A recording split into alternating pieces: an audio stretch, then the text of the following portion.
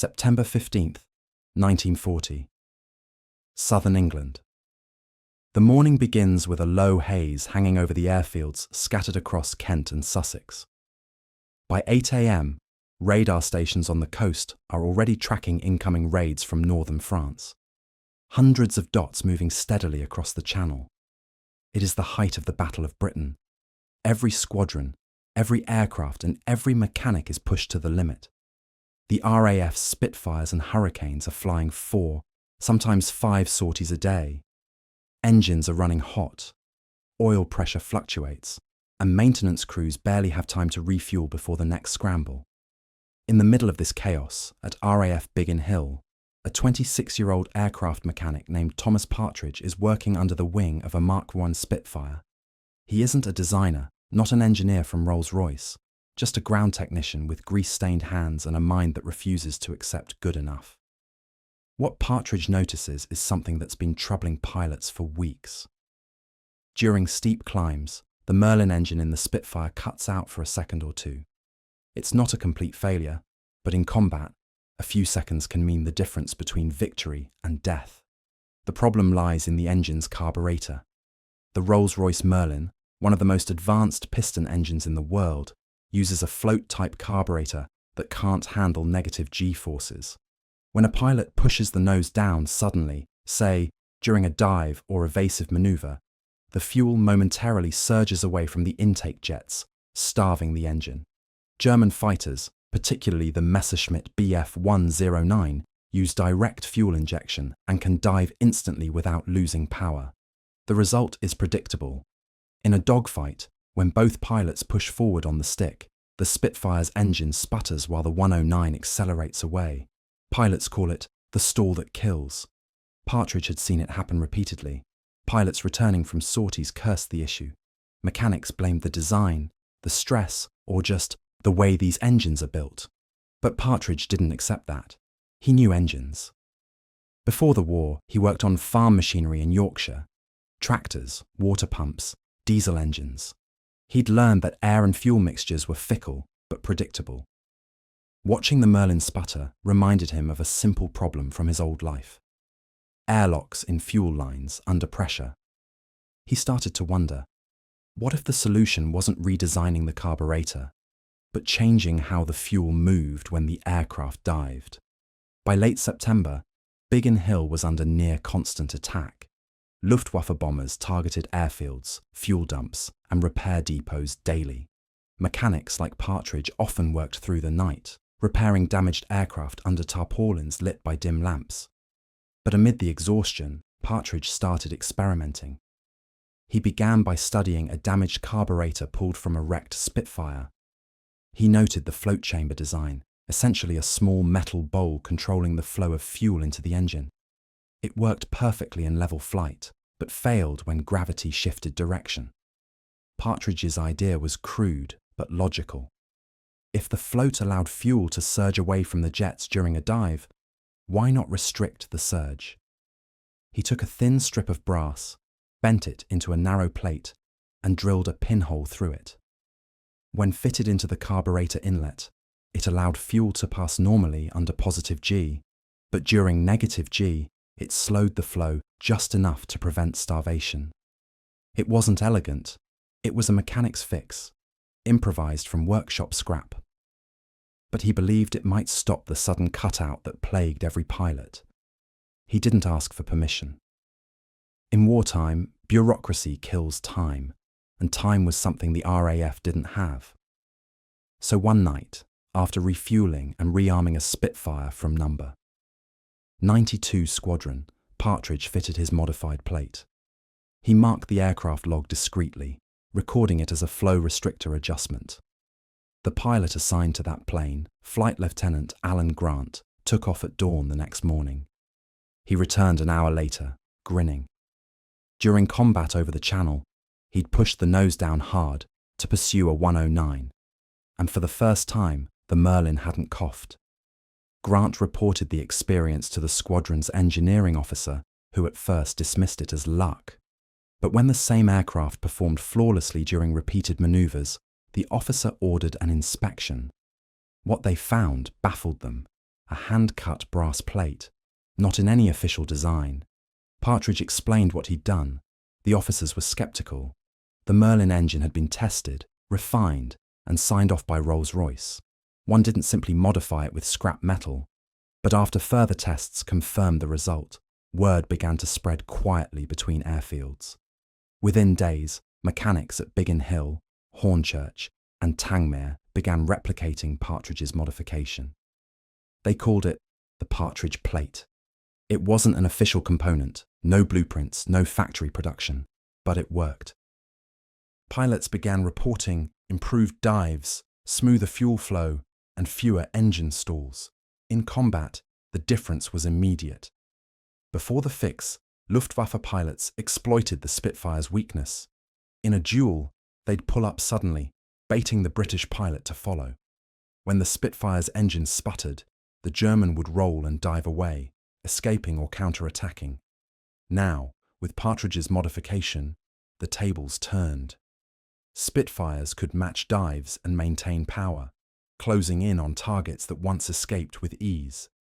Reports from Fighter Command indicated a noticeable rise in confirmed kills and a decline in German aircraft returning from missions over southern England. It wasn't just mechanical, it was psychological.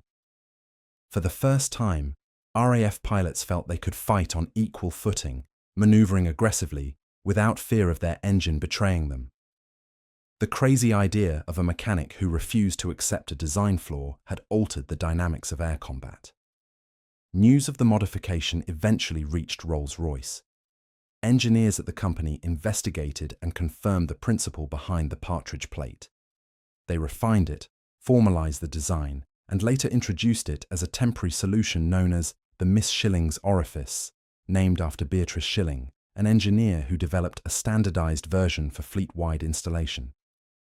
But before any official design appeared, it was Partridge's unofficial, crazy mod that proved the concept in combat. In the skies over Britain, those few seconds of uninterrupted engine power changed everything.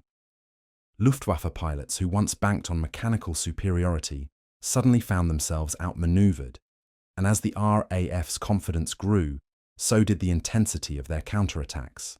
The war in the air was shifting, not through strategy or numbers, but through the ingenuity of one mechanic and a piece of brass no bigger than a matchbox. October 2nd, 1940. RAF Biggin Hill. The Battle of Britain is still raging. The airfield is battered and cratered from weeks of Luftwaffe raids. Every hangar carries scars, shattered windows, twisted beams, bomb splinters in the concrete. Mechanics work among wrecks, scavenging parts from destroyed aircraft to keep others flying. It's here that Thomas Partridge's small modification begins to spread beyond his control. Word travels fast among mechanics. RAF ground crews are a tight-knit community, men who share cigarettes, tools, and gossip between sorties. When something works, everyone hears about it. By the first week of October, several squadrons across southeast England are quietly fitting Partridge's brass plate to their Spitfires. No orders, no paperwork, just whispers and word of mouth.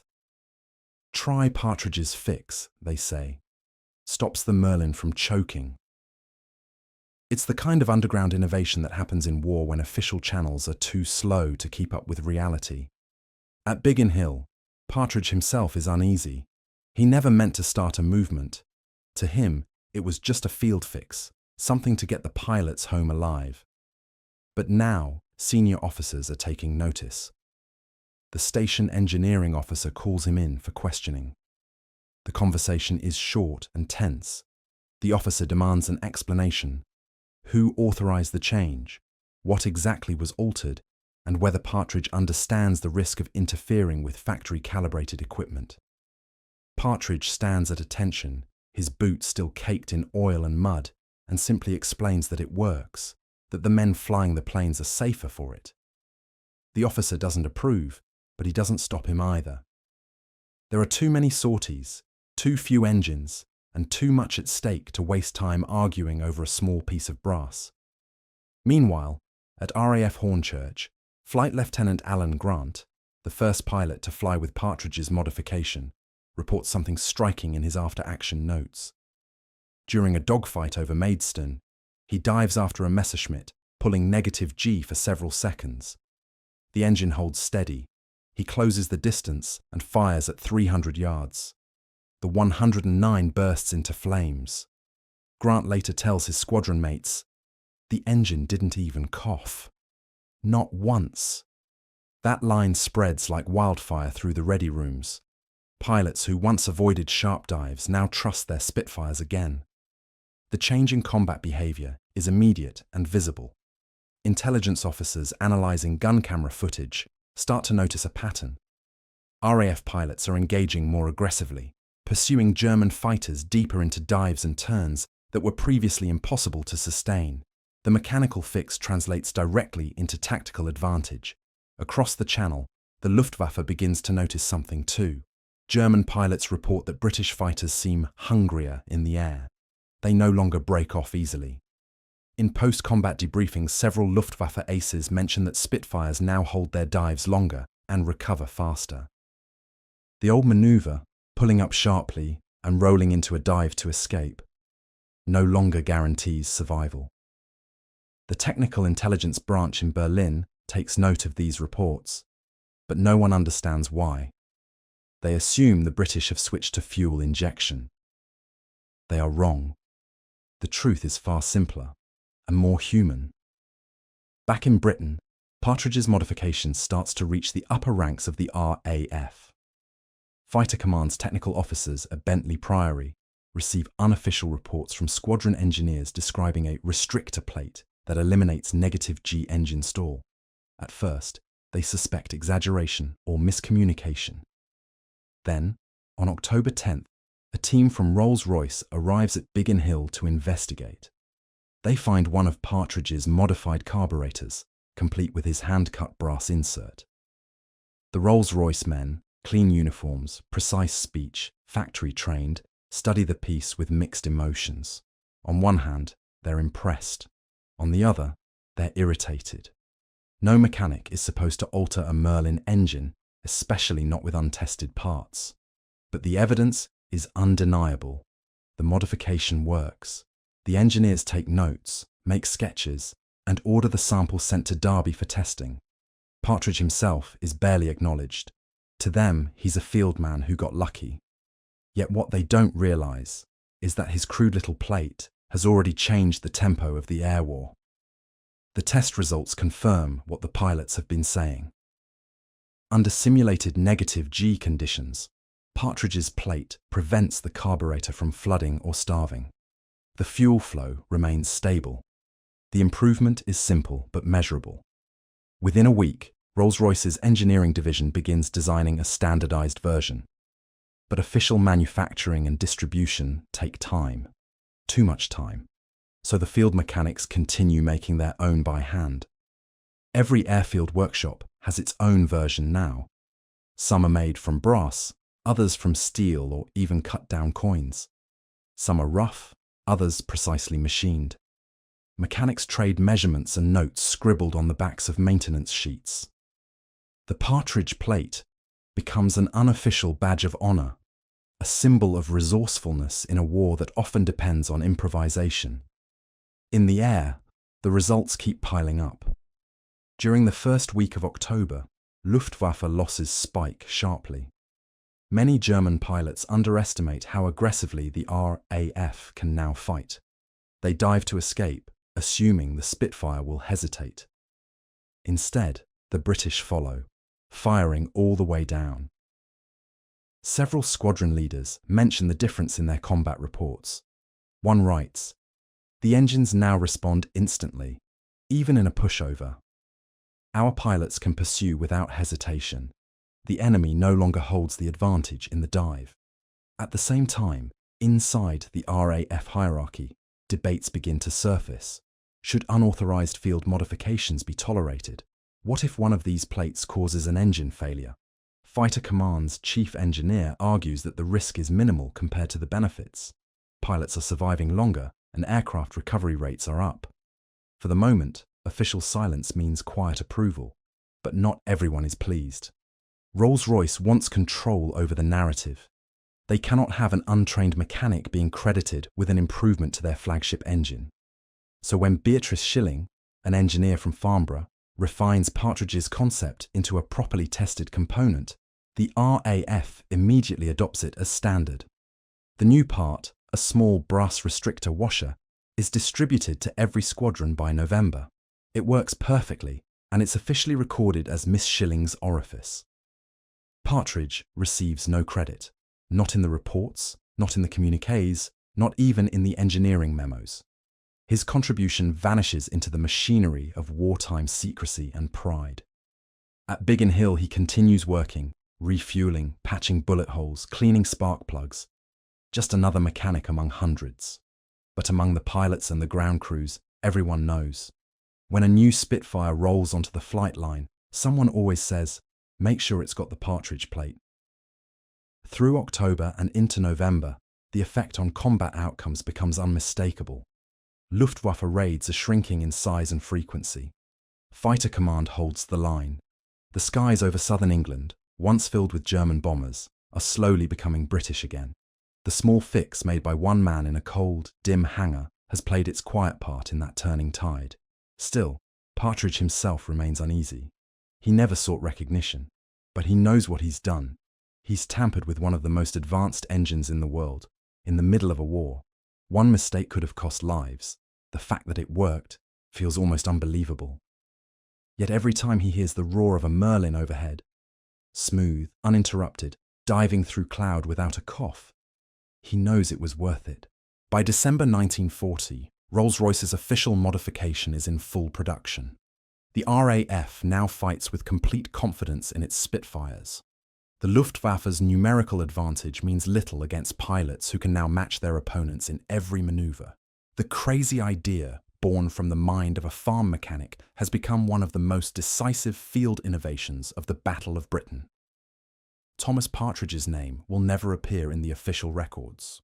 But for those who served with him, his brass plate is remembered as more than a part. It's a symbol of ingenuity under pressure. In a war fought with machines, it was human intuition that gave the edge. Winter 1941. The Battle of Britain has officially ended, but the war in the air continues. German bombers now come by night, not by day, and the Spitfires that once defended London are being adapted for offensive operations over occupied Europe. In hangars across southern England, new models arrive. The Spitfire Mark V, fitted with the more powerful Merlin 45 engine. It's faster, stronger, deadlier. But behind every new airframe, every technical document stamped with top secret, there's still the shadow of that one unauthorized fix that made the aircraft what it is. Thomas Partridge's small brass plate has disappeared from official vocabulary, replaced by a standardized washer and an official name that means nothing to most of the men who fought through 1940. But to those who were there, to the mechanics who worked through bombings, and the pilots who learned to trust their engines again, it's still the Partridge plate, the part that changed how the RAF fought. At Biggin Hill, Partridge remains where he always was, the hangar floor.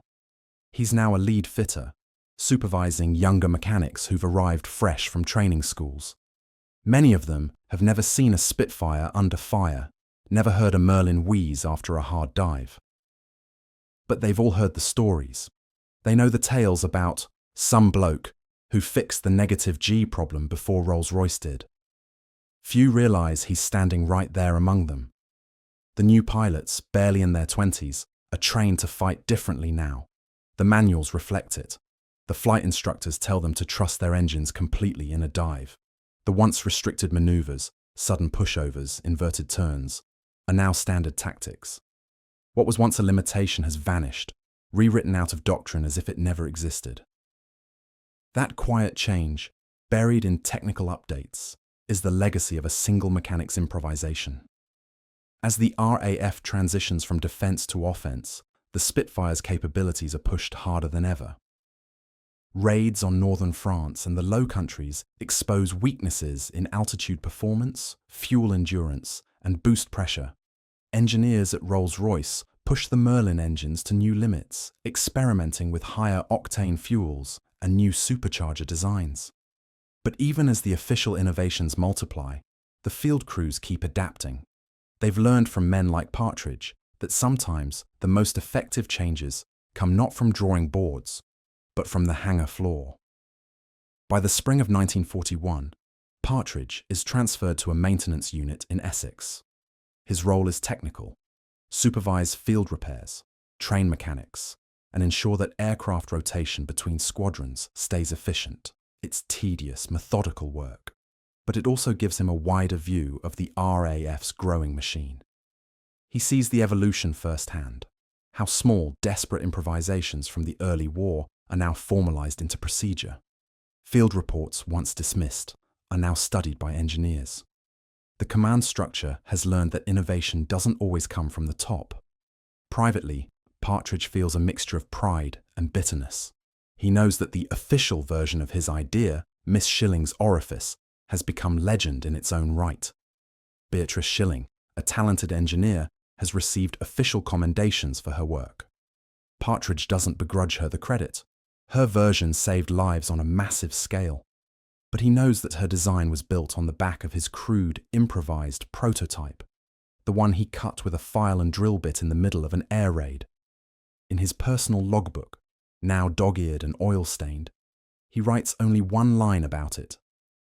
First made at Biggin Hill, September 1940. Works fine. He never mentions it again. But the RAF remembers in its own way. In the spring, during a brief lull between operations, pilots from No. 92nd Squadron present him with a small brass plate, polished smooth and engraved crudely with the words, "To Tom, the engine that wouldn't quit."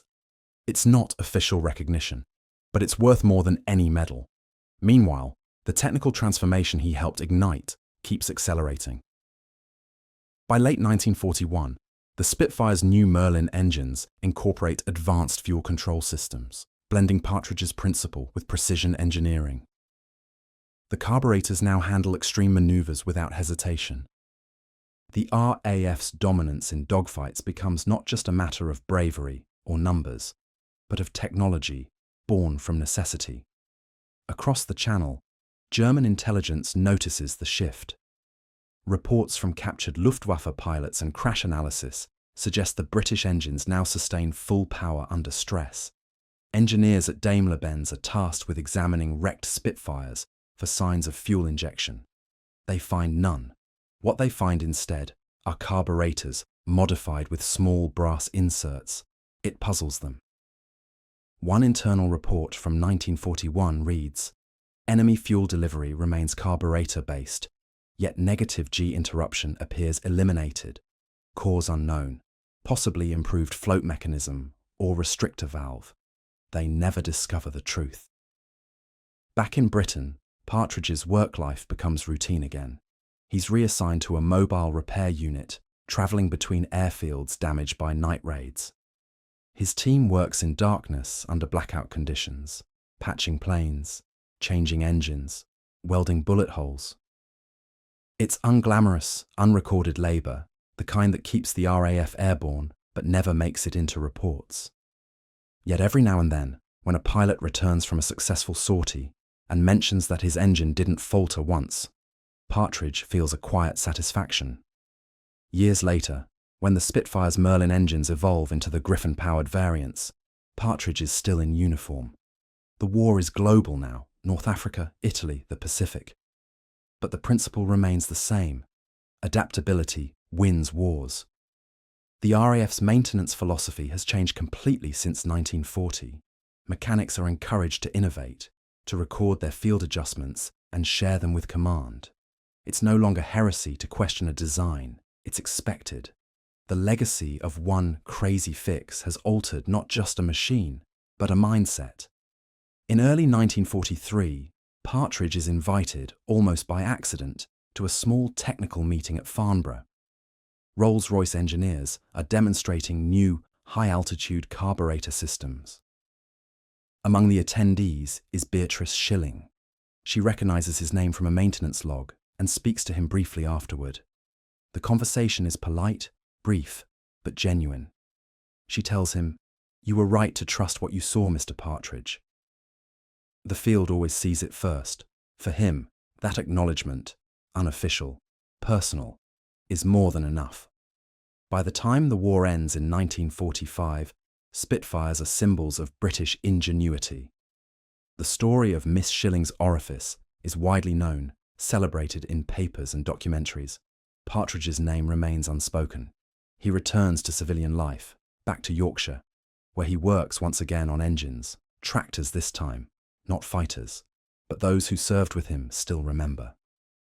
Among the few surviving mechanics of Biggin Hill, his story becomes legend told over pints and reunions.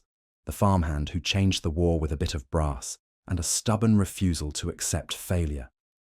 In the official records, his contribution is invisible, but in every museum display of a Spitfire, tucked inside that iconic elliptical wing, sits a Merlin engine that owes its reliability to one nameless modification. A part that began in secrecy, built by hand in a bombed-out hangar, became the unseen foundation of British air superiority. In the end, Partridge's legacy isn't about fame or recognition. It's about proof that sometimes in war, the smallest ideas can alter the largest outcomes.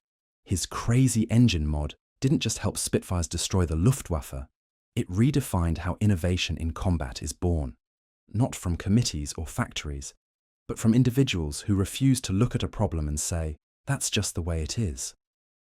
And as the years pass, long after the war, the few surviving pilots who fought in 1940 still talk about it quietly. "You could feel it," one of them says, decades later. "That smooth dive, that constant roar. You'd push the stick down, and the Merlin would just sing. That was the moment you knew. We'd caught up.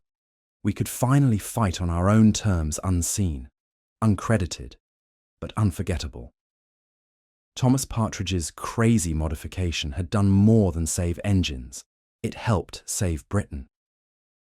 By mid-1942, the RAF had shifted from a desperate defensive posture to a more calculated, offensive air strategy. Spitfires were no longer only interceptors over southern England. They were escort fighters over occupied Europe, providing cover for bombers on missions deep into enemy territory. Each sortie tested the aircraft in ways that earlier defensive operations never had. Fuel endurance, high-altitude performance, and engine reliability became critical factors, not just for the survival of the aircraft, but for the lives of hundreds of airmen relying on them. Thomas Partridge, now regarded among his peers as a quiet authority on carburetor performance and Merlin maintenance, travelled between airfields supervising workshops. He inspected aircraft, advised on improvised solutions for field repairs, and trained younger mechanics in the subtle art of making engines behave when specifications alone weren't enough. Pilots trusted him implicitly, though few outside the maintenance units knew his story. His influence was subtle but profound. Every plane that returned from a long-range mission unscathed, every dogfight won, carried a trace of his ingenuity. The Partridge plate, in its officially sanctioned form as Miss Schilling's orifice, had proven effective across the entire fleet. But Partridge understood that standardized fixes could not address every nuance of combat. Engines behaved differently at varying altitudes, temperatures, and stress levels. Mechanics in the field still relied on small adjustments, tweaks to fuel lines, careful calibration of carburetor jets, even minor rerouting of air intakes. Partridge began documenting these insights, creating a practical guide for field engineers that focused on observation and adaptation rather than rigid adherence to factory specifications. It circulated quietly among squadrons, a handbook for ingenuity. RAF pilots continued to exploit the advantage his modification had enabled. Dogfighting tactics evolved. Aggressive dives, pushovers, and tight vertical maneuvers became standard practice. Luftwaffe pilots, once able to rely on the Spitfire's hesitation under -G, now faced opponents who could maintain power and control under any circumstance. German intelligence reports repeatedly noted a mysterious improvement in British aircraft performance. But their analysts could not pinpoint a technological breakthrough. They assumed advanced fuel injection or untested experimental designs, never suspecting the simple, human-crafted brass plate that had first solved the problem. Partridge observed these developments with a mixture of satisfaction and humility. He remained acutely aware that one error, a poorly fitted plate, a miscalibrated jet, could undo the advantage entirely. Mechanics under his supervision treated every adjustment with precision, yet always with the understanding that innovation sometimes required improvisation. This mindset became one of the RAF's hidden strengths, a decentralized, responsive approach to technology that allowed individual ingenuity to shape combat effectiveness at the operational level. By 1943, as the Spitfire underwent continuous evolution, transitioning to Griffon engines and introducing new variants optimized for higher speed and altitude, the philosophy Partridge had demonstrated in 1940 remained integral. Field adjustments, close observation of engine behavior under combat conditions, and the willingness to challenge assumptions became a standard part of aircraft maintenance doctrine. He had shown that victory could hinge on the smallest technical detail, and that human initiative could compensate for limitations in design. Even after the war, Partridge's influence persisted in subtle ways. Engineers who had trained under him carried forward the principle that frontline mechanics were not just caretakers but innovators, capable of improving aircraft in ways the original designers might never have anticipated. His story remained largely untold in official histories, yet the practical legacy of his work endured in the RAF's approach to aircraft performance, maintenance, and pilot support. A philosophy built on observation, adaptation, and courage under pressure. In essence, Thomas Partridge had demonstrated that a single, well-observed problem, addressed with ingenuity and determination, could ripple outward to influence strategy, tactics, and outcomes on a scale far beyond the hangar in which it originated. His crazy idea had evolved from a simple fix to a foundational principle. In war, human insight and improvisation could turn the machinery of combat into an instrument of advantage, giving Spitfires the edge that ultimately helped the RAF maintain air superiority over Europe. The story of the Partridge plate is not merely about a modification to an engine, it is about the power of individual initiative in the midst of industrialized warfare. It is about the mechanic who refused to accept limits and, in doing so, reshaped the very way his nation fought. Every Spitfire that climbed into the sky, every pilot who dove on a Messerschmitt without hesitation, bore silent witness to the quiet genius of one man working against the odds. Unseen by the world, but unforgettable to those who flew with it, Thomas Partridge's work was a testament to the idea that even in the most mechanized of wars, human skill and intuition could make the difference between life and death, victory and defeat. His crazy engine mod didn't just fix a problem, it rewrote the rules of aerial combat, ensuring that the Spitfire remained, in both capability and legend, one of the most formidable fighters of the Second World War. As 1944 approached, the role of Spitfires in the Allied effort had expanded even further. No longer were they only interceptors or short-range escorts. They now operated as long-range reconnaissance platforms, ground attack aircraft, and critical support for the upcoming D-Day invasion. Every sortie demanded peak performance from both pilot and machine. In the high-altitude skies over France, engines faced low oxygen, extreme cold, and extended periods of maximum throttle. The slightest hesitation could spell disaster, and every advantage mattered. Even as Rolls-Royce continued to refine the Merlin and Griffon engines in factory facilities, field mechanics, many of them trained by Partridge or influenced by his philosophy, were empowered to adapt and improve their aircraft on the fly. Improvised fuel line adjustments, minor carburetor tweaks, and careful calibration of boost pressures became routine. The lessons from that small brass plate, the principle that observation, ingenuity, and courage could overcome a mechanical limitation, were now embedded in the RAF's operational culture. Spitfires didn't just fly, they performed optimally under conditions that would have grounded earlier models. By mid-1944, the impact of Partridge's work could be measured in operational statistics. Luftwaffe pilots increasingly reported frustration and confusion in dogfights over northern France and the Low Countries. German intelligence noted that RAF pilots were exploiting maneuvers that previously would have left them vulnerable, diving on aircraft that used to escape with ease, sustaining engine performance throughout every twist and turn. One Luftwaffe report remarked, "British aircraft exhibit unprecedented control during steep dives. Engines maintain full power even in extreme negative G maneuvers." Suspected technical innovation, details unknown. In reality, the innovation was simple, human, and profoundly effective. Partridge's contribution, though no longer a secret among mechanics and pilots, remained officially anonymous. By now, Beatrice Schilling's formalized orifice was installed fleet-wide. But the ethos behind it, the willingness to observe, experiment, and act, was what truly shaped the RAF's operational advantage. Partridge himself continued his work with quiet dedication. He travelled to forward airfields in Normandy, Belgium, and the Netherlands after D-Day, overseeing repairs in bomb-damaged hangars. Mechanics under his supervision followed his guidance closely. Never assume the design was perfect. Always monitor engine behaviour under stress, and trust the instincts developed from months of wartime observation. In the chaos of advancing fronts, Partridge's mentorship ensured that aircraft remained airworthy and pilots remained confident. It was not just a matter of engineering, it was a matter of morale.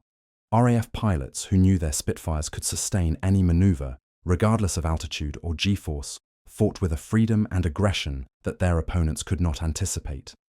The psychological effect was tangible. Spitfire pilots pursued Luftwaffe fighters relentlessly, confident that their engines would hold, their aircraft would respond, and they could execute tactics that had once been deemed impossible. In combat reports, squadron leaders noted higher kill ratios, fewer losses, and pilots returning from sorties with renewed confidence. By the closing months of the European campaign, the principle behind Partridge's crazy modification had become fully institutionalized. Maintenance manuals included guidance on fuel flow stabilization under extreme maneuvers. Training programs emphasized observation, problem-solving, and improvisation as critical skills for ground crews. The RAF had learned through necessity and ingenuity that human initiative could amplify technological advantage in ways that formal engineering alone could not. When the war ended in 1945, Thomas Partridge returned to civilian life, quietly leaving behind decades of operational influence that few outside the squadrons would ever know. He resumed work in Yorkshire, repairing engines and tractors, but the skills and philosophy he imparted continued to ripple through the RAF. Spitfires in museums, meticulously preserved, still carry the legacy of a single mechanic's determination. One man who refused to accept a design limitation and, in doing so, reshaped aerial combat. In the final reckoning, Partridge's story is not measured in medals or public acclaim. It is measured in lives saved, missions completed, and enemy aircraft downed. The crazy engine mod was never about recognition. It was about effectiveness, survival, and the relentless pursuit of improvement under impossible conditions. His work reminds us that innovation in war is not always born in laboratories or boardrooms. It often emerges from the hangars, the workshop floors, and the minds of individuals willing to challenge convention in the heat of battle. Thomas Partridge's legacy endures quietly in every Spitfire that climbed into the skies of World War II. Unseen, uncredited, but unforgettable. His crazy idea didn't just fix an engine. It reshaped the air war, secured Britain's skies, and proved that in the theatre of combat, human ingenuity can be the deadliest weapon of all. The Spitfire remained a symbol of British resilience, speed, and grace, but behind every engine's roar, behind every victorious dive, was the invisible imprint of one man's determination to see a problem and refuse to accept it. His work ensured that when Spitfires met Luftwaffe fighters over Europe, the balance of power had shifted, irrevocably and permanently, in favour of the RAF. Thomas Partridge, the mechanic who turned a scrap of brass into a tool that changed the course of air combat, had done more than fix an engine. He had given Britain the edge it needed to survive, to fight back, and to win. His contribution, though unrecorded in official histories, remains one of the quietest and most profound victories of the Battle of Britain.